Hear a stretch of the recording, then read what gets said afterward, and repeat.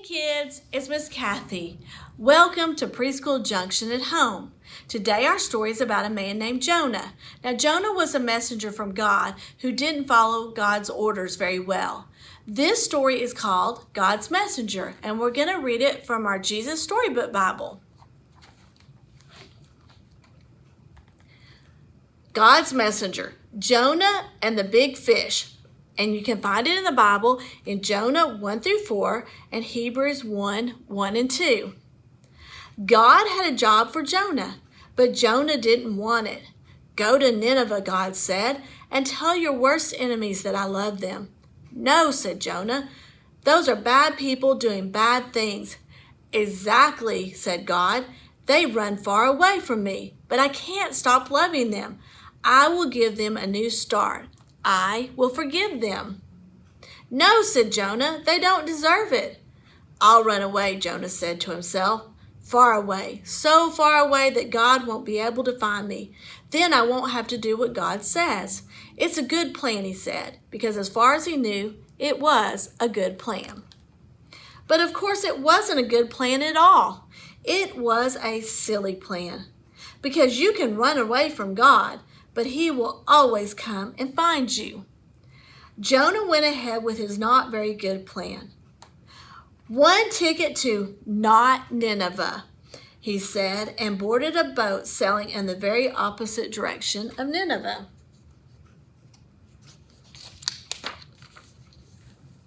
Well, it wasn't long before a fierce wind blew and the boat started to lurch and pitch and roll, and everyone started turning green. Jonah sat bolt upright in his bed. You see, the first thing that went wrong with Jonah's not so very good plan was that God sent a big storm after him. The sailors couldn't sail their ship properly. We're sinking, they screamed and started throwing everything overboard. Suitcases, food, whatever they could find. By now, Jonah knew that the storm was his fault. Throw me in instead, he shouted to the sailors, and the storm will stop. The sailors weren't sure. It's the only way you can be saved, Jonah cried. And so, 1, 2, 3, splash! No sooner had Jonah hit the water than the waves grew calm, the wind died down, and the storm stopped. And then when Jonah thought it was all over, when he was sure he was going to drown, God sent a big fish to rescue him.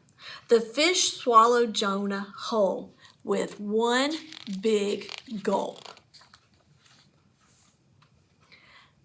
Jonah must have thought he died. It was so dark in there like a tomb. But then he smelled the rotting food and felt the slimy seaweed and knew he wasn't dead. He was in the belly of the fish. Sitting there in the darkness for 3 whole days, Jonah had plenty of time to think.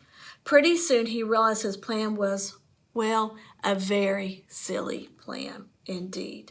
He was sorry for running away. He prayed to God from inside the great fish and asked God to forgive him.